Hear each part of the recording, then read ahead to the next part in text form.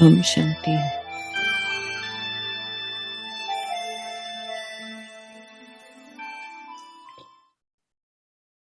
So this is our second session where we're going to look at the word stable. And there's this big difference between being still and being stable. Some people think that if you're motionless in meditation, it means your meditation is good, but that's physical.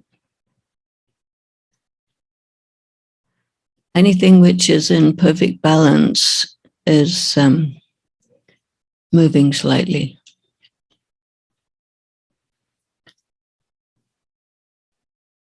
I remember as a child, there was a book which was a sort of child's scientific book, and that I had. And they would give questions. How can you balance a needle vertically on the edge of a bottle, which is also vertical? Do you know how to do that? Try balancing a needle on the edge of a little bottle, and what will happen? It will fall down. And so they said, okay, the answer is what you have to do is you have to stick one end of the needle in a cork and stick lots of forks in the cork so that they come out, and then it'll stay there. So balance is connected then with being able to hold steady, but something in perfect balance is constantly shifting. Another analogy that you can think about is when you're focused. If you focus like straight like that on something, probably it will give you a headache. Have you tried that? Meditation, totally focused point, give you a headache because it's rigid. And so the best thing to enable really good focus is something that is spinning. So, for example, in sport, if you want to send a ball really far, you spin on it and go where you want it to go. Because a spin creates the effect of gyroscope. A gyroscope is stable and steady. So gyroscope is a very important instrument for yogis. And where do you find a gyroscope? Normally on submarines and spaceships and big ships. Because in your inner ear, if you've got one there, probably, because we have to be balanced, right? And we get balanced through our ears. But I never thought about having an internal ear gyroscope, but it's a good idea. But anyway, a gyroscope is like a frisbee, and or you can have a different kind of gyroscope as a bicycle that's going this way. And as long as your bicycle wheel is turning, you will not fall down. But if you stop, then you have to put your feet down or you will fall down.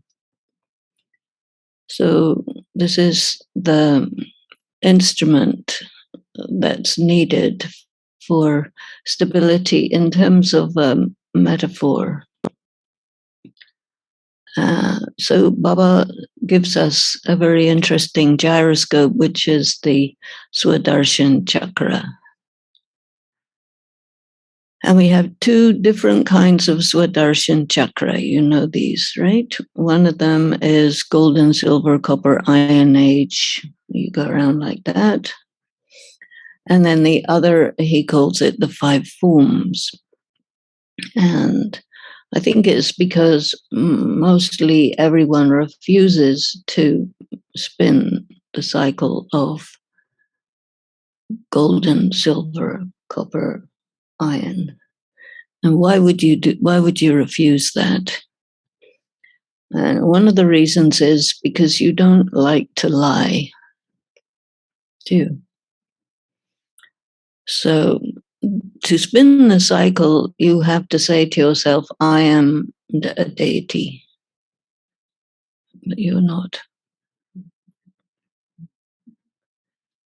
And you'd be worried about saying I'm a deity because you think, well, maybe that's arrogant. Maybe I'm trying to become a deity, but I can't really say I'm a deity. So I'm not going to say that. A warrior is no problem. PKs are always fighting some sort of Maya one way or the other. So warrior is okay.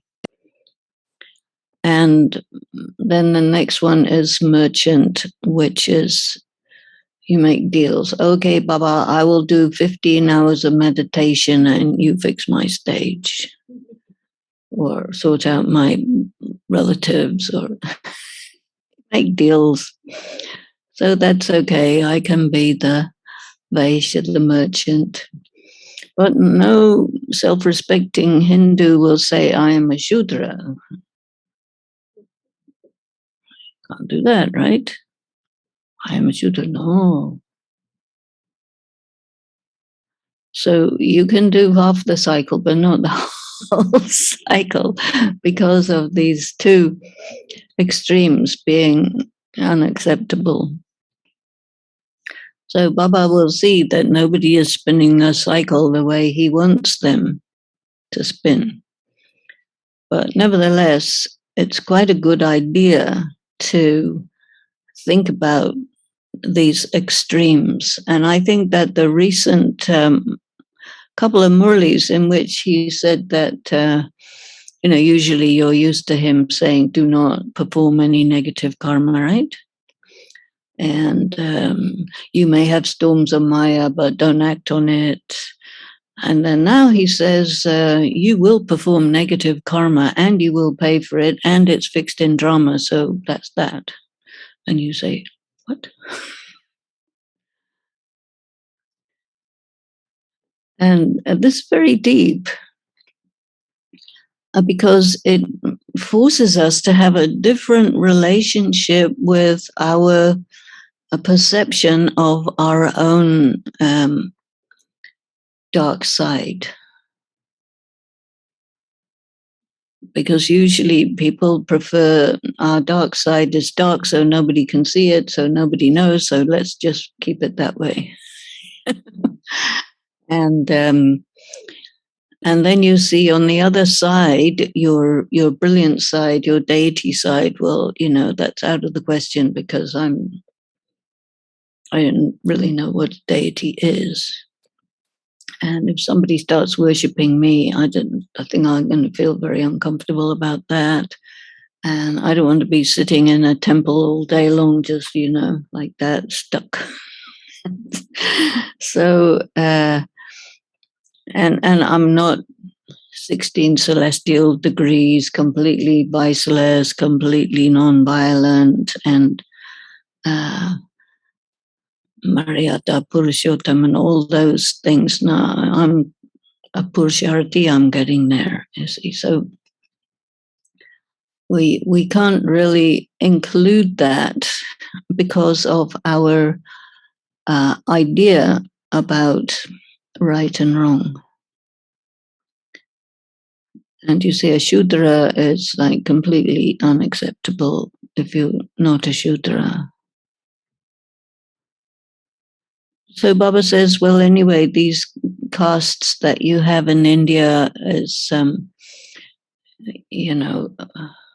it's a social convention where there's no social mobility. And Gandhi wanted to take out the um, caste consciousness, and so he called all the people who were fixed in the Shudra caste, he called them Harijan, right?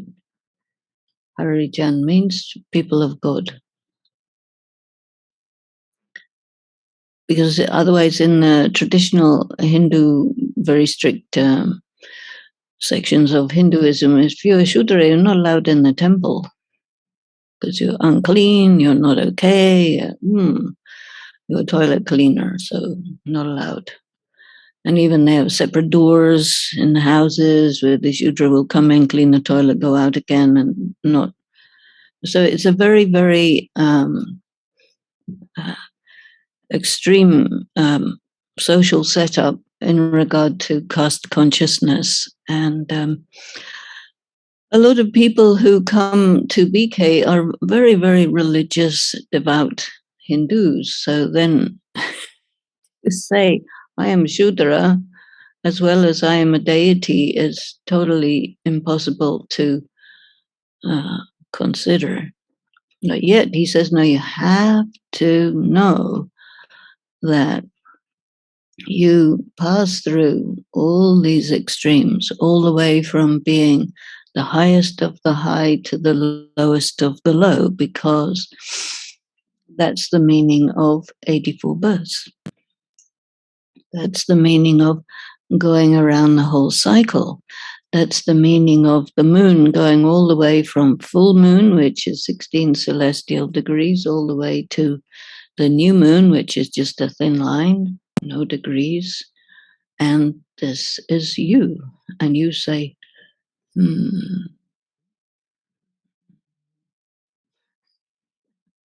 because it's like that. So he says, in so many Murlis, you are Swadarshan Chakradhari. You must be able to accept your highest and your lowest. And you say, well, theoretically I can do that, but practically not. He says, no, I'm talking about practical. And so it means that we have to come to terms with all the different variables that exist within our soul, all the way from the brightest and the best to the darkest and the worst. Because that is called self-realization. And normally in different spiritual study places, self-realizations mean I realize that I'm the best of the best, but it doesn't include I realize that I'm the worst of the worst as well. It's only in BK that we get that. And so this is all to do with stability and stabilizing the self, because we cannot activate this gyroscope without accepting to be the highest and to be the lowest and keep it moving. So if you have a spinning top and you put all the colors of the rainbow or something like that on this top and you spin it, it will come white, right? Because light is like that. If you put it through a prism, it goes to the colors of the rainbow. And if you put those colors of the rainbow on a little piece of cardboard and spin it through a matchstick or something, it'll go white. And what that means from a metaphorical point of view is that when you accept totally the highest of the high about yourself and the lowest and the low about yourself, and you spin that, it takes you to, I am a pure soul.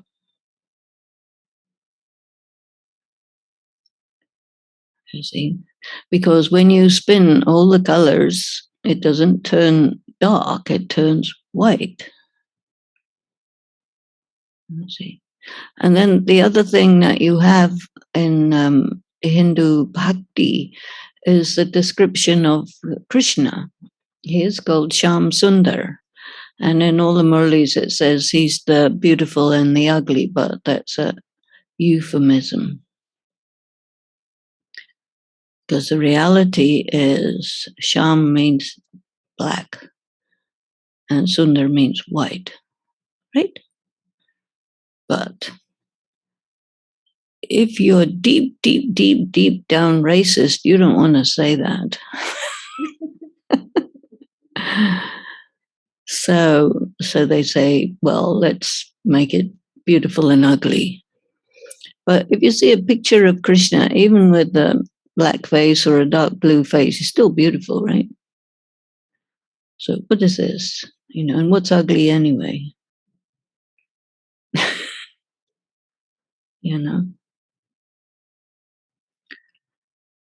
And there's Shankar and Parvati.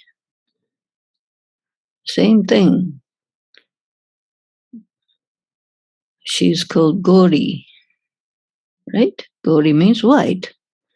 Shankar always dark blue. So it's about this extreme difference between the perfect state and the imperfect state, which is anyway the basis of this concept of racism in the first place. Because it's there in the scriptures that what you want to be is white and you don't want to be black. So everybody said, oh, this is reference to skin. But it's not. It's a reference to how bright is the soul. Because the soul is light, is either bright or dim, which they say, okay, that's black and white, or is pure or impure, The black is used for iron, you see, because if you have iron, it's black. And if you have copper, it's copper colored. If you have silver, it's silver colored. And if you have gold, it's gold colored. So it's all about colors. And then if you have diamond, which is the confluence age, it's called diamond age. So diamond is completely transparent. See? And if you put any light on a diamond could be cut in a number of different ways, but the old ancient diamonds from way back when, they were all cut cabochon cut. Have you seen that cabochon cut diamond? That's very interesting. Cabochon is like an egg, smooth and oval form. And what happens if you shine a light on a cabochon cut gem, you get a little star in it. And so when they started to worship the Shivling in Bhakti, what I had heard is they created this Kohinoor, like this cabochon cut, rather large diamond. I don't know how many carats, but kind of big. And they held it up, suspended in midair through some magnets or something like this. And this light inside, I mean, what a nice thing to meditate on. So this is what the original Kohinoor was that. Then they broke it up and it became a little bit here and a little bit there. But originally, Kohinoor means light of the world. And so these are all memorials of the soul, the supreme soul, and the cycle going all the way from the brightest to the darkest, the most beautiful to the most ugly, the whitest to the blackest, etc., is all about the process of change in the soul, which Baba mentions as Sato Pradhan, Sato Rajo Tamo, Tamo Pradhan. And in Hinduism, there's many different ideas. So there's some school of thought that says there's no such thing as Sato Rajo Tamo for souls. And Shiv Baba says, yeah, there is. And you are right now Tamo Pradhan, Shudra level, and I have come to make you Sato Pradhan, deity. And if you say yes, when you meet Shiv Baba, if you say yes, it means what? It means on some level, you know it. It is so. You see? So intuitively you say yes, but cognitively you say, oh, I can't there. You know, it's not very good for my dignity. And so he says, well, anyway, I'm here to take out your ego.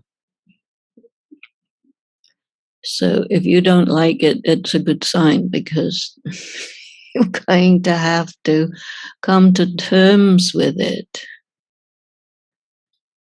And it's difficult for a person to come to terms with something like that because it goes against the grain so much. But yet, he says, well, you need to be able to do this because if you don't do this, you will not be able to be stable. But if you do this, then you're invincible because you will not have any ego, because ego is basically the superiority, inferiority flip-flop that goes on, you know. And what he said to us as a sign of ego is if something is said to you and you feel insulted. So if God says to you, would you please accept that you are a Shudra, you will feel insulted. Isn't it? I think so. And you'll say, I'm not. You see, so then it comes denial. And denial is something that you have when you just don't want to accept the truth or face the truth or in any way deal with it. And then you cannot become free as long as there's denial. So these two ends of the spectrum, and he'll say to you, okay, I want you to tell publicly that you're a deity. I use it, no, that deity. No. So look, I'm God and I'm telling you, so you have to do it. Well, you know. And then he'll say the same with Shudra, you see. So we can't go either side because one is too high and the other is too low. And we are more comfortable being in the middle. But then he says, okay, then you can't study with me in that case. Because it means, you know, you don't know who you are. So he tells this pretty much in every Murli. And people like this expression, okay, you are Swadarshan Chakradhari. That's like nice because you're like Krishna, so that's pretty good. Vishnu, nice. But when you go into the details, oh no, we can't really say that. So he tells us again and again for 1,000 years, right? Every day feels like 1,000 years, right? Until you finally start thinking about it. Okay, no, what is this? Because he says you must spin the cycle. And when you are fixed in a particular sense of self-identity, that's fixed. It's not moving. But This thing of concentration, what I was saying earlier, to be really concentrated and make a really nice small hole somewhere, you have to have a drill, which is going round and round and round, high speed. And then you'll make a nice hole in the wall or a hole in someone's tooth or whatever it happens to be. Zzzt. So spinning is really very important for concentration as well as for balance. And so to concentrate upon the self in a way that he wants us to do it, we have to spin the cycle until it becomes a tiny, tiny point. Because he says the form of the soul is a tiny point, infinitesimally tiny point. And he wants us to concentrate on this tiny point of light, and then we will be able to go from the dimension of matter outside the dimension of matter to another dimension, which is the dimension of the soul world. Because the interesting analogy for that is your eye. You have all eyes, right? And in your eye, you have a pupil.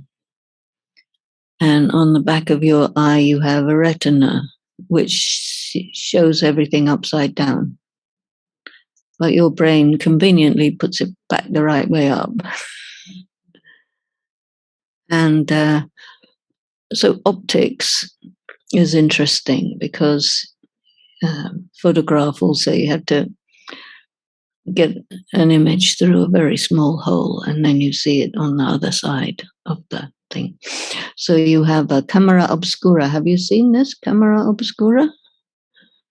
Here and there you find them. They're like little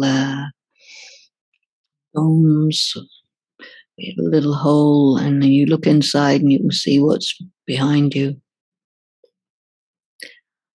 And this very small point of light that is the soul contains the totality, the full recording of your whole performance through the 84 births, all the way from being a deity to the Kshatriya, to the Vaishya, to the Shudra, all the way to being this, which is the Brahmin. So the Brahmin bridges the state of being Shudra to deity. And so when you're in the confluence age, you are activating the aspects of yourself that are perfect, and you're also activating your dark side. And you have to flip-flop between those two, and it's enough to make you crazy, right? So in order to not be crazy, you have to spin this, and in the process of spinning it, think about yourself to the point where you're able to really accept your greatness, very, very highest greatness, and lowest of the lowness, you can say. And keep that moving in such a way that there is basically no difference between your highness and your lowness, your brightness and your darkness. It's all so fast that it all becomes one thing. And that one thing is you. And when you spin all those things, you get white, which is a symbol of purity. So the soul, who is Swadarshan Chakradhari, is conscious of being pure, including the purest of the pure and the impurest of the impure. And so the process of getting to that point is a process of becoming stable. And then you'll say, well, what about the 5 vices? And he will say, what about the 5 vices? That's not really part of that particular equation. The 5 vices is,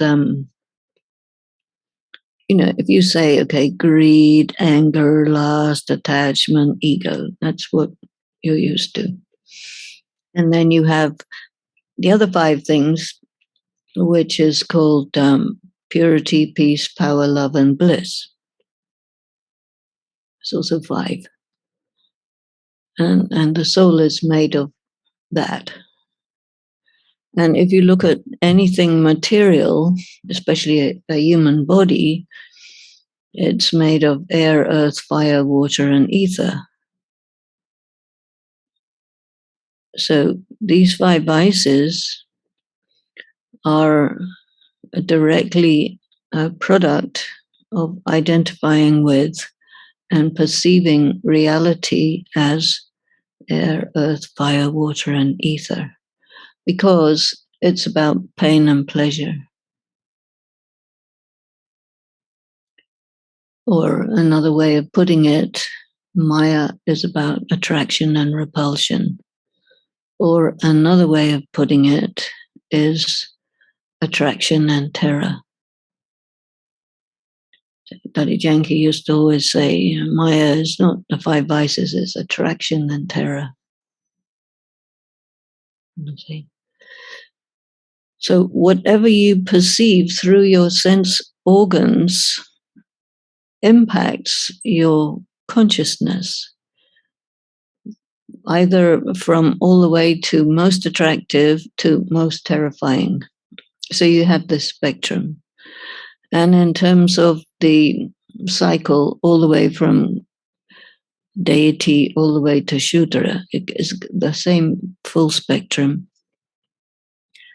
And so soul consciousness is to be neutral in the face of all of these perceptions. So Raj Yoga is very much talking to us about perception, different ways of perceiving.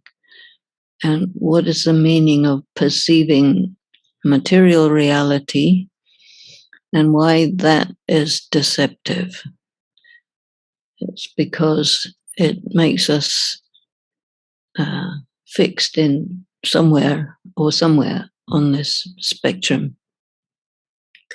Whereas when you are in soul consciousness and you are independent of sense perception, then you perceive reality, and reality is this big spectrum, all the way gold, silver, copper, iron, and then there's diamond.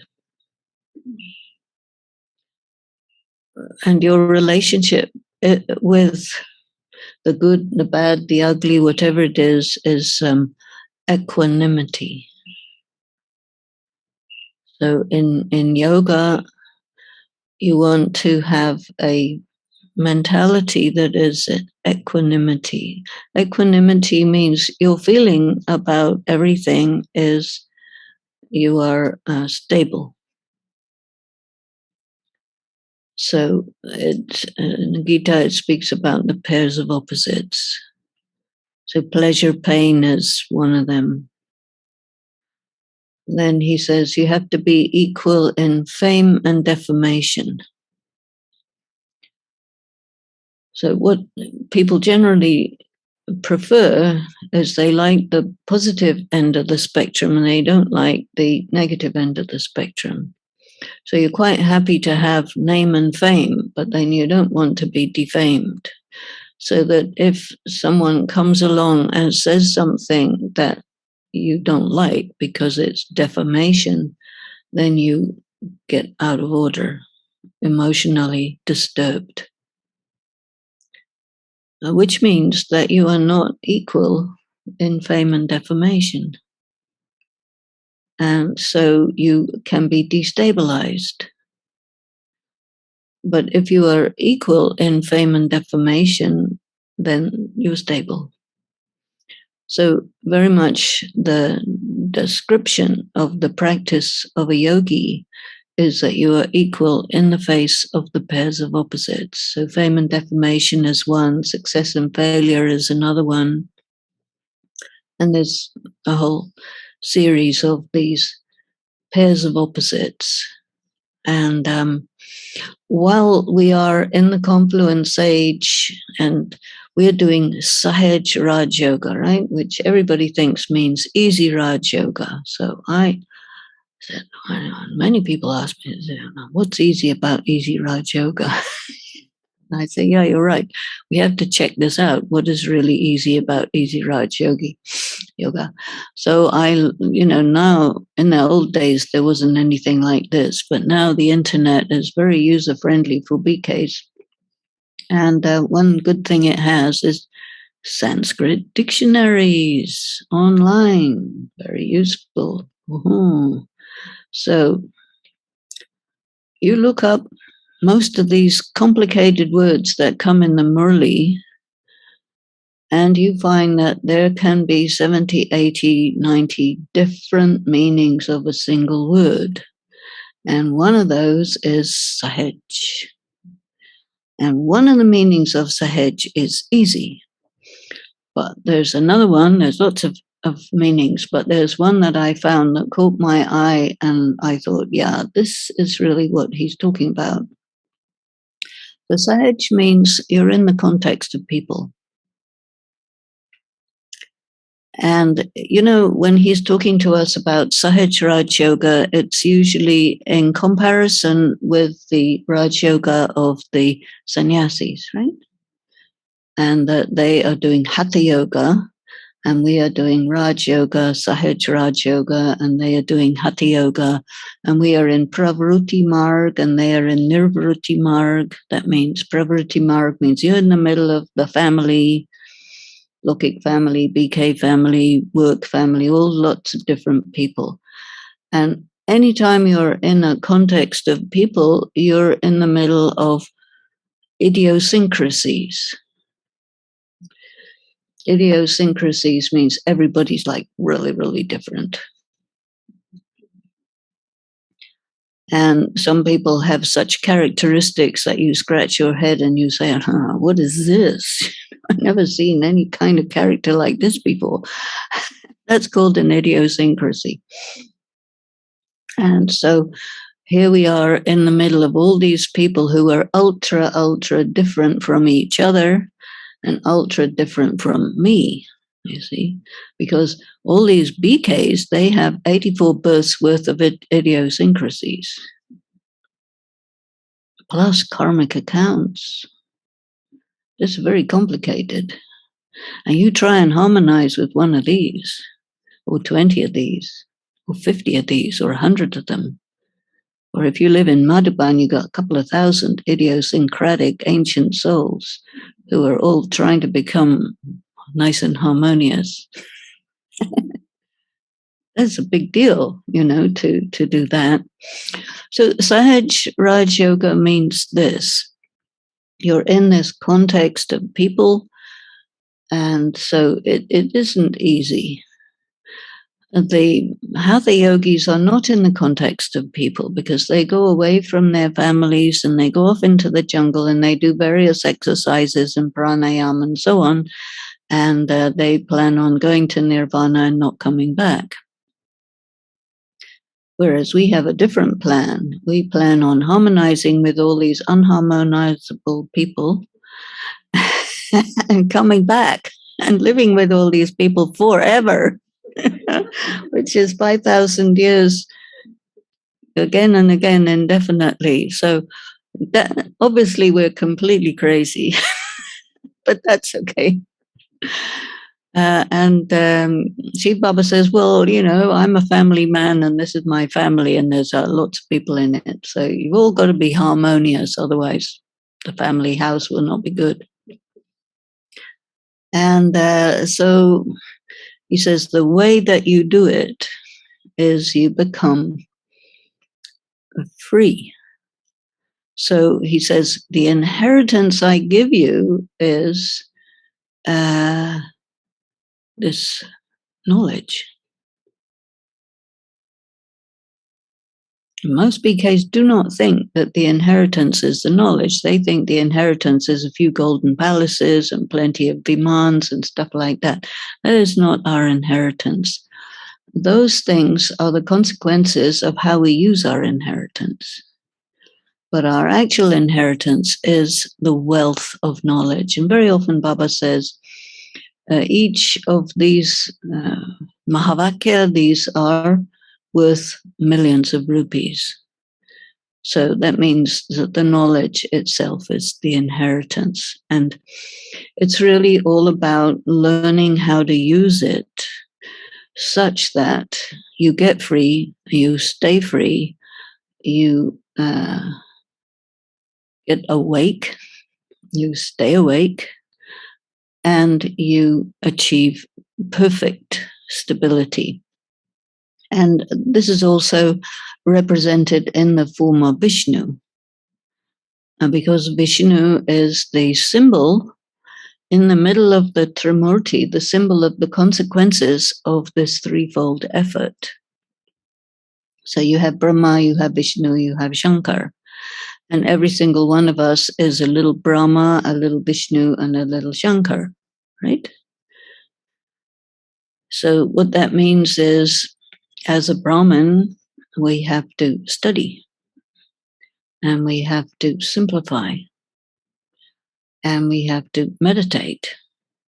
So that means a meditation means that you are extracting everything that shouldn't be there.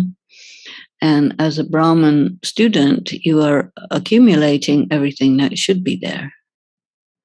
And the result of having everything that should be there and nothing that shouldn't be there, you become the perfectly balanced Vishnu. And Vishnu is an androgynous symbol because it's the symbol of Lakshmi and Narayan both together.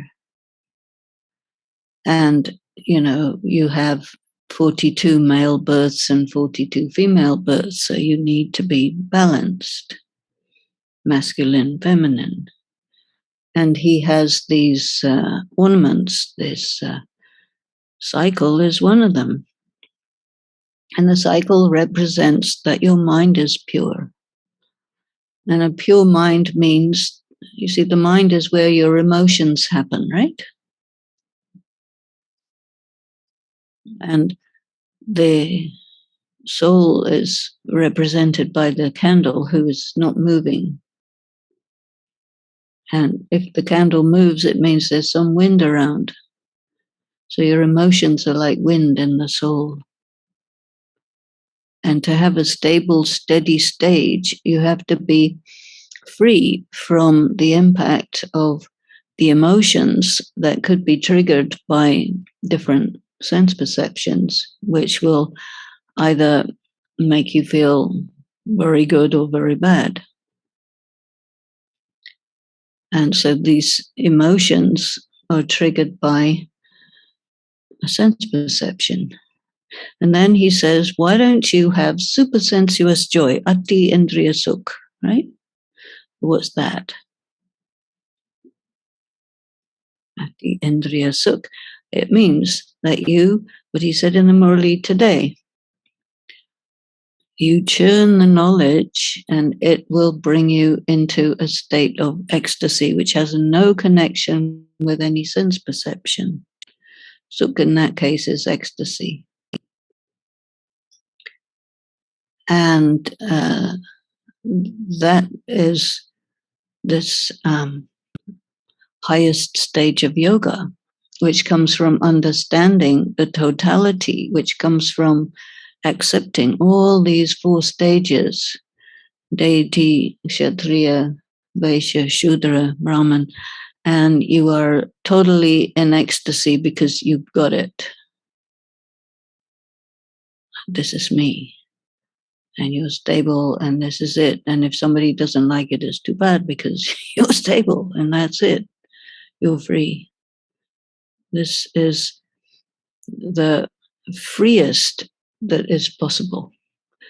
It's much more free than being in nirvana, because when you're in nirvana, you're not experiencing anything at all. So those hatha yogi sannyasis cannot have what we have, but they don't know, so they don't mind. But this stage of this perfect balance, this, I think, is what he means by jivan mukti in a second. Because once you've got your, have you tried these Chinese plates, spinning the Chinese plates? They have a little rim, you have a stick and you spin them, and then there's a little bit in the middle. And when the thing is rotating really nicely and your stick is just in the middle in the pivot, and then you like that. And there are, acrobats who have all these plates that they spin and keep them in the air and this and that. And this is all symbolic of how we handle all the troubles of the world through this exceptional weapon of the Swadarshana chakra, you see. And so then you're stable.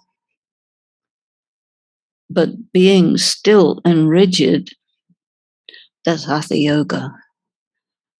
And so, there's a lot of BKs with a lot of different opinions about what's what. You must have seen that. So you have to arrive at your own conclusions, because everybody has the same information and then everyone processes it differently. And this is why he calls it number wise.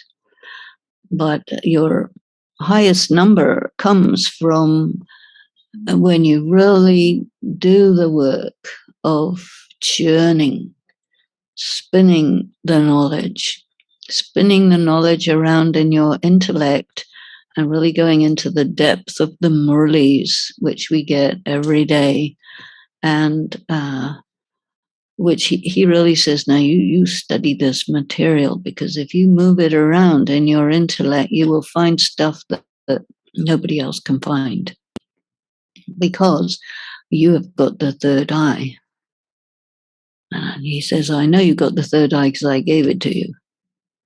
But do you keep it open? Do you close it? Do you know how to use it? And the third eye is that instrument of perception that allows you to perceive reality, which is outside material reality. And it is not possible for a human being to perceive all of their births in the material dimension, because it is impossible for you to grasp these different states of being from Sato Pradhan all the way to Tamo Pradhan. It's out of reach, completely out of reach. It's possible you may experience a vision of yourself as a deity.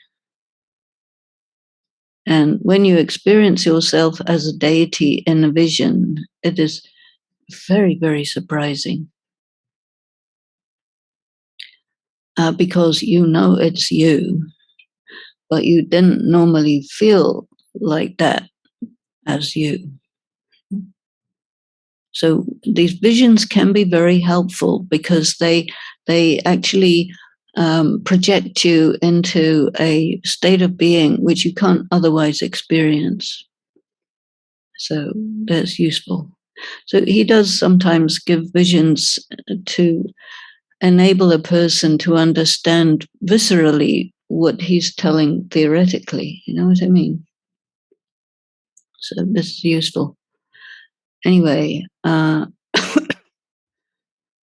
so these are a few thoughts about being stable. And so I think I'll stop, and we'll have just a few moments of meditation. And if you can just think for a while about spinning this cycle in your mind, and really the cycle. Well, I didn't tell you about the other cycle, did I? Which you all know, but I'll just remind you quickly. And that is the 5 forms. The 5 forms means the point, and then the deity, and then the worship worthy, and then the Brahmin, and then the angel. These are the 5 forms. And so he said, okay, if you can't do those 4, you do these 5. And these 5, each one of them is a state of perfection. The point is perfect. The deity is perfect. You probably don't really know how to be a worship-worthy deity as compared with an actual deity. Am I right? Yeah. So what happens in the ancient ways when you build a statue of a deity? It's a statue until certain rituals are performed, and then it becomes a deity, because you have to bring the soul of the deity into that statue, you see, otherwise it's not a deity, right? So that's what you are in your perfect form. In the Copper Age, when they start making these images, these idols, they do it to pull the soul of that deity into that statue. Otherwise, there's no point in worshipping a statue. It doesn't make any sense. But what you're worshipping is the spirit who is pulled into that statue. And so this is the thing about Hinduism. It's all about ancestors. And the ancestors are the deities. And they aren't around anymore, but the spirits are there. And they have reincarnated as us, right, basically. So we don't look like deities right now. Right? We're just normal, basic people. But when you're going through the 5 forms, you can understand point of light, and you can understand deity in the golden age. But this copper-aged, worship-worthy deity is the spirit of the deity that is experienced by the devotees, the spirit of the ancestor. And the ancestor's condition, when they're perfect, is remembered then and invoked. You see, this is what that's about. And then you go all the way and you become a Brahmin. Now, you are not a perfect Brahmin right yet, right? But eventually you will be. So you know what a perfect Brahmin would be. And so that's another stage of perfection, because the Brahmin who does everything properly and perfect. And then that's karmatit. And then you become the angel, right? So all of these 5 are all the same. But if you remember one thing, you become rigid. So he makes you go through these 5 so that you're still rotating, but you're still focused on the perfect, the 5 different attributes of perfection. And that will also do the job of getting you there. So these are the 2 Swadarshan chakras that you can rotate. And they're both equally valid. But the original one, all the way from deity to Shudra, is better because it very directly destroys your ego. Because you have to accept, I'm Shudra. And then you have to become deity. So you're going through all this process of becoming, and you're going from losing everything to gaining everything. And then when you're going through the 5 forms, you're in the perfect state at all times.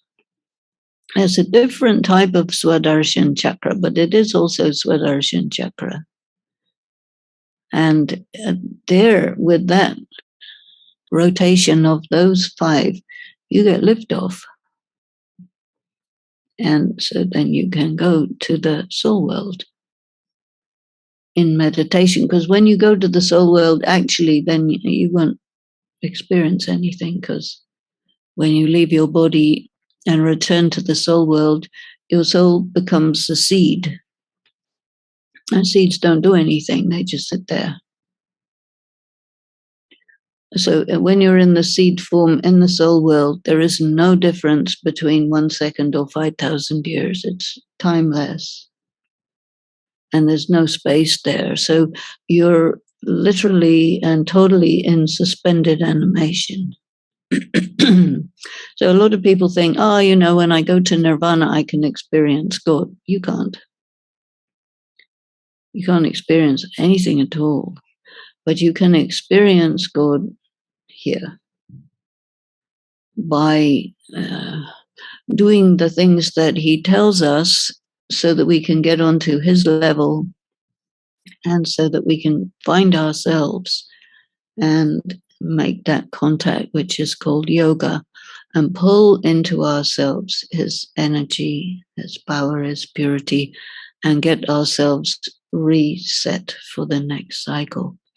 And during the confluence age, because we do the study, because we do the yoga, because we do the pure karma, in all those, everybody's different. And so you get your status as a result of these 3 things in golden age, silver age, copper age, iron age. All the way through the cycle, everything that you do in the confluence age will create your next cycle, all the details. And this is why it's very good to accept oneself, all the way from the best of the best to the worst of the worst, because anyway, you can't be other than yourself.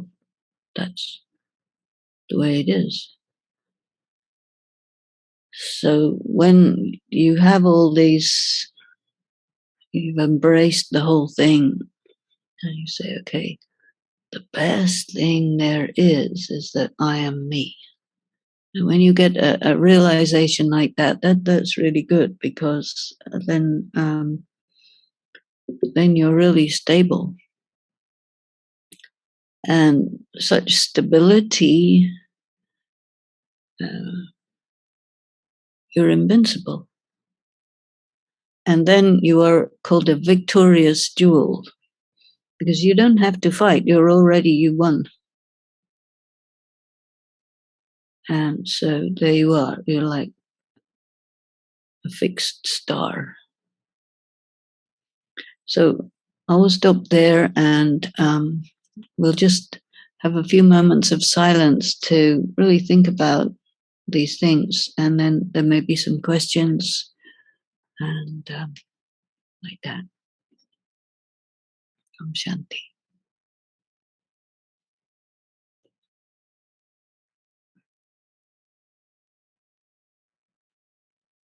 In addition to Hinduism, other major religions are also very much caste-based.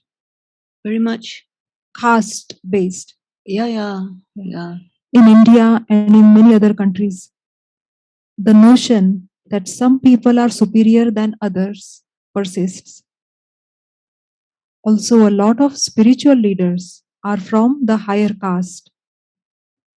How do we use our language to reinforce that perhaps even Shudra is noble? Why do we use words such as Brahmin for elevating others, while we can continue to focus on the self in BK and spread soul consciousness? I am wondering about systems and social structures at large that don't serve many people. Well, this is the problem because people really don't like if they're not on the top. If you're on the top, you don't see any problem. I don't see any problem. Someone down there, come. Um, we have this concept of equality. And I mentioned earlier that it's impossible to have democracy unless you believe in evolution. And in the same way, this hierarchy of humanity is an awkward thing because people, when they see someone in a high position behaving badly, they really don't like it because that person gets away with it. You see. And what happens is by the time we get to the Iron Age, everyone is very mixed up. And the people who are the highest among souls have reached a very ordinary stage. And then you get new souls coming in who are in a very high state of light.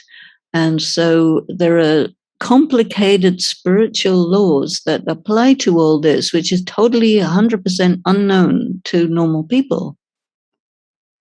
They don't know that everyone is a soul. They don't know that by the time you get to this time, you cannot tell who's who. And they don't know the laws of karma. And they don't know so many things which cause a person to get born somewhere as opposed to somewhere else. They don't know the karma that any soul has done in any other life, which would cause them to be in a higher or lower or richer or poorer or healthy or unhealthy condition. They have no clue about this stuff because they know only what you can perceive with the senses. And so in India, when someone is born somewhere with wealth and good house and good health and good intelligence and beauty and blah, blah, blah, they say, oh, good karma, right? And then when somebody is born with none of those things, they say, oh, bad karma. And it's really simplistic because the details, the complexities of it is just so complicated that very, very few people actually know it, but nobody knows it as well as Sheep Baba. He knows very well. And so historically, what happens as time goes by, you go from the golden age where everyone is in the position that corresponds to their soul to the Iron Age where everything looks really weird and incomprehensible.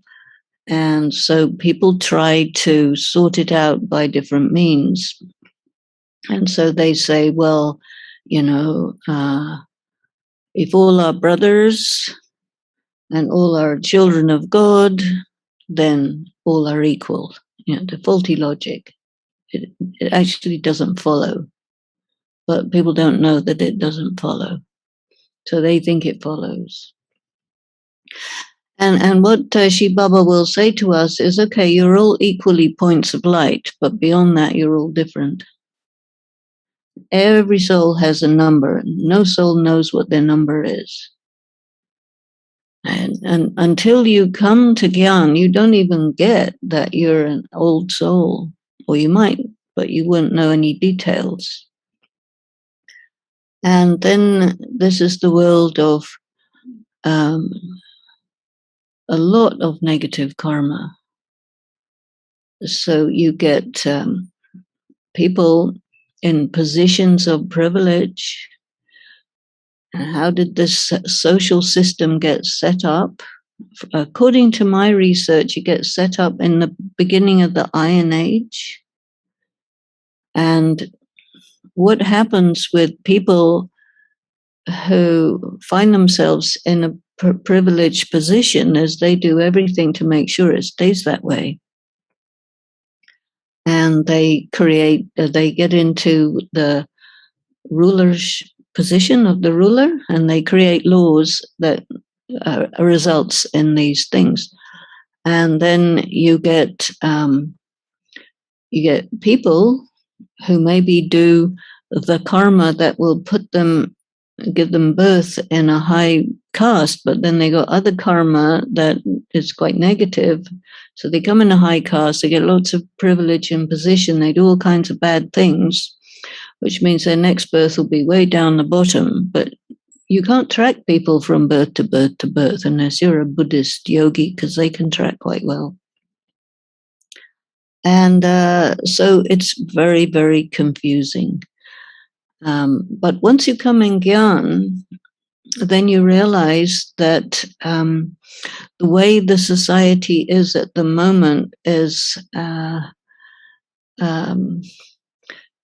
for us, it's a setup that gives us the possibility, whether it's good or bad doesn't actually matter really, but it matters what we do with it, how we work with it, and how we use it to our advantage. But see, people who are not in BK, they wouldn't learn all this stuff. So we cannot do something called spread soul consciousness. That's out of the question. You cannot do that.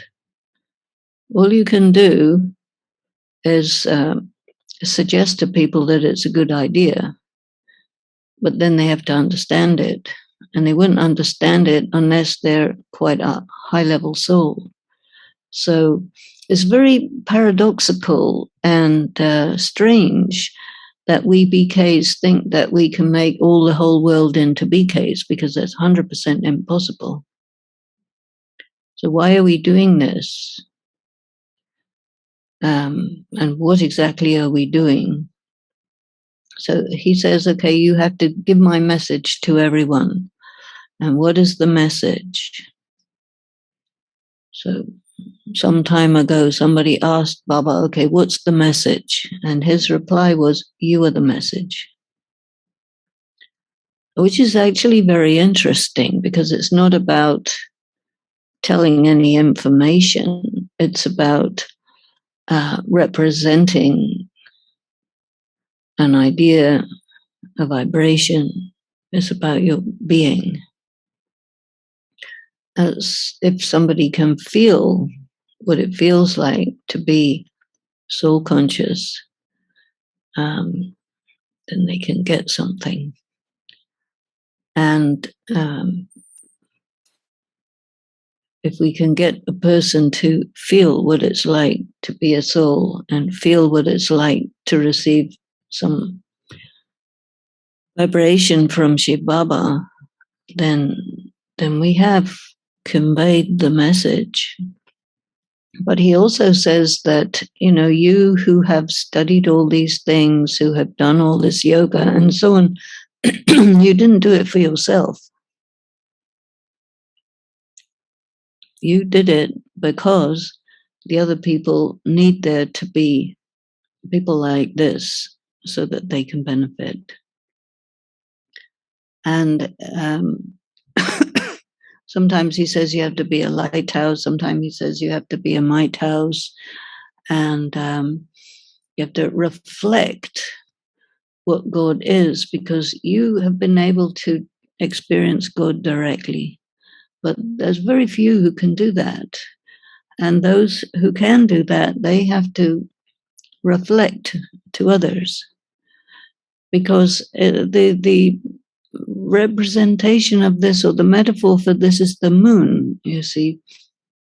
You cannot sit and look at the sun unless it's really setting, and even then it's too bright. But you like the full moon, right? And what is the full moon? Is the reflected light of the sun. And you can sit there and look at the moon whole night and you won't go blind. You do that with the sun, you will go blind. And so we have to be these reflectors, and not just reflect light, but reflect the qualities and what it means to be connected with God. And you see, these castes and everything that we have in the world, these are set up by the religious authorities and the social leaders and so on. And they made it rigid 1,000 years ago. And it didn't go very well. It really didn't, because they didn't know the laws of spirituality. They didn't know the laws of karma. They didn't know who's who. So they did what they did, and that's fine. But now, now we have a world which is getting more and more unstable. And it seems that we're heading to a world which is somewhat anarchical. Anarchy, you know what is anarchy? Anarchy means there is no rule of law. There's no rule of anything. It's very, very chaotic. So you go from a kingdom to a democracy to a dictatorship to anarchy to total death. That's the progression.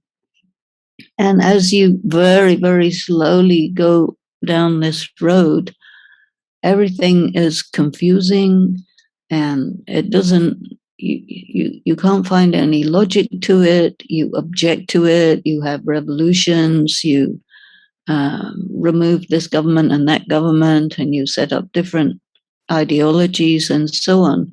But it doesn't change the fact that there is devolution. And coming to terms with this gives you a sense of why things are the way they are. And somebody might like that idea or not like that idea. But this is what he's telling us. This is the way the world is. And it is, if you got everybody to be equal, then we'd all be clones and it would be dead boring. So I don't think we want that. Imagine everybody's equally useless or equally brilliant. Nothing will happen, you know. And so he says it's a variety, it's a play. There's actors, some are bigger, smaller, stronger, weaker, and everybody is utterly different. He says no two faces are the same, neither in the present time nor in any other time. And your face is a reflection of your karma also. And that's the way it is. And somebody might disagree, but it doesn't matter. It's still the way it is. I don't know if that answered his question or her question.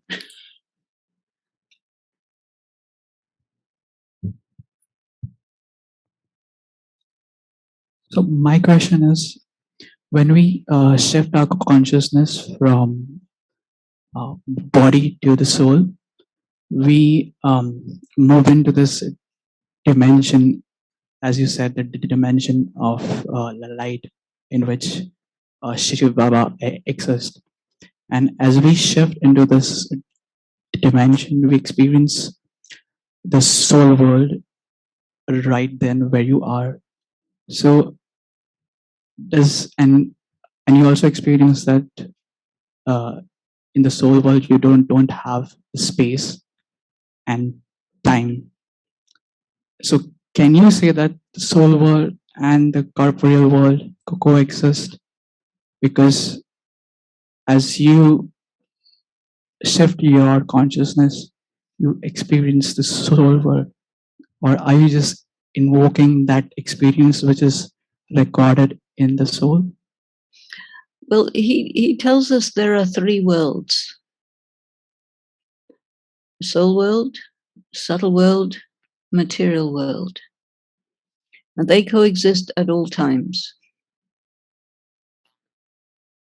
Then he says he creates the subtle region in the confluence age, which is his architect's drawings and all that. But otherwise, the subtle region is the region of thought. And the soul world is the region of non-material reality. And so, you know, there is a case for saying that the sixth element of light is that dimension where souls can live, which is non-matter. And the total reality, he says, the reality is there's the material world, the world of the mind, and the world of silence. Nirvana is there. Nirvana means there is no sound, even the sound of a thought. In the subtle regions, there's the power of thought and mental images. In the material world, there's sense perception. If you look at it from the angle of science and quantum physics and all that, they will tell you something pretty similar, that all this is just energy. And how it seems depends on you. And what you also know from Gyan is that it is not possible for you to perceive anything anywhere except in your mind.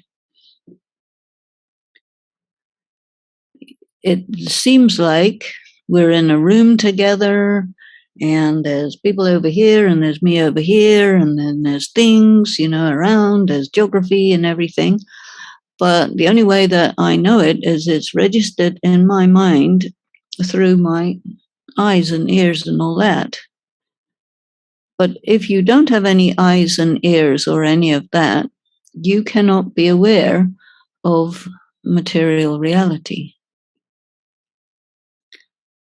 And I checked, I interrogated somebody who'd been blind from birth to try to ascertain what is his relationship with visual phenomena. And he could not imagine what it would be like to see. Could not imagine color or shape or distance. Out of the question, you know. And so, yeah, they coexist, but it's a question of access. So when we become soul conscious, it's not really an experience, although all the BKs keep talking about experience and all that. But experience is very misleading because it's very subjective. And anyway, anything that you can perceive through your sense organs is what they call objective reality, which is anyway totally subjective.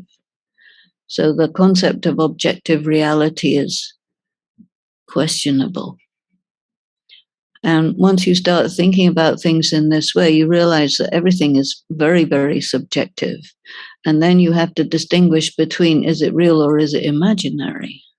Because people think objective reality is real and subjective reality is imaginary, but that's not actually true. Because all forms of reality are subjective. But we have to be able to talk about it. So there have to be things in common. Otherwise, you can't communicate about it.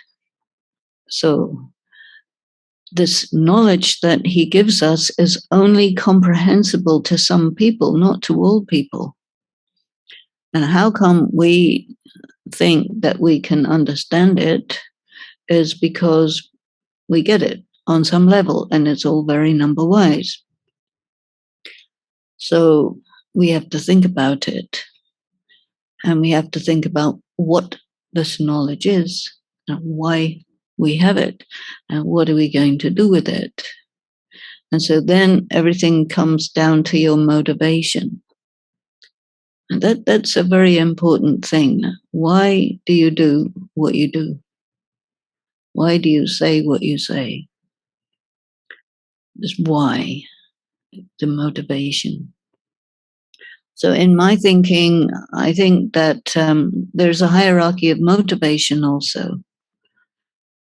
And then he talks about Prit Buddhi Vijanti and Viprit Buddhi Vinashanti, means if you have love for God in your intellect, you will be victorious. If you have hatred for God in your intellect, you will be destroyed. And what's this? That's a very strong statement. And you have to figure it out. So you want to kind of get everything to its deep answer to the question, what's the point?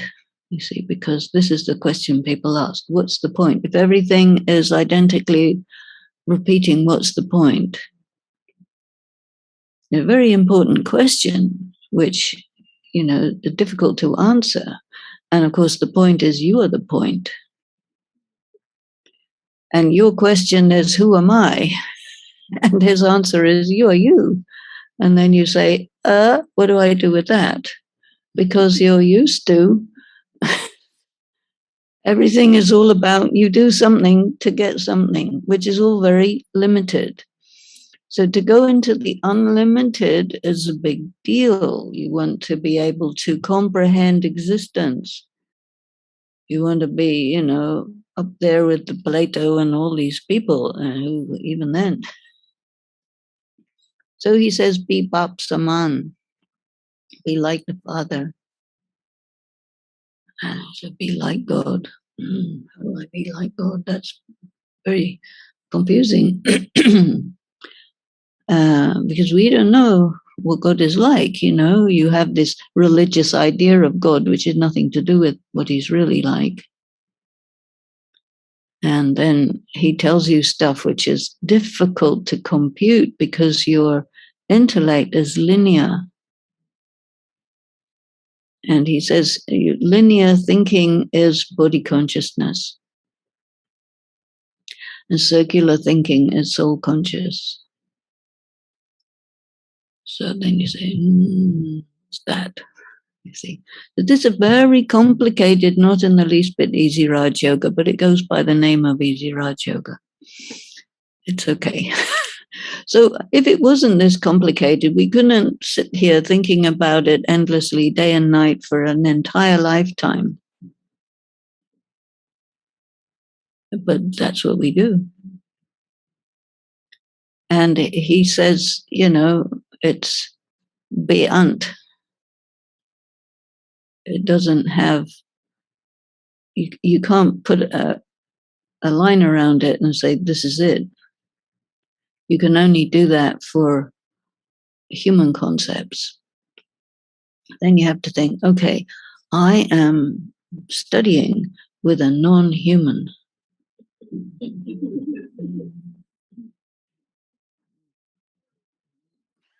You see, so it's pretty mysterious. But here we are, we're doing it. And we come again tomorrow and tomorrow and tomorrow, and we carry on. And gradually something gets clear in our understanding, but it takes time. And then tomorrow we will do secure. How do you become secure with all of these mysteries? Om Shanti.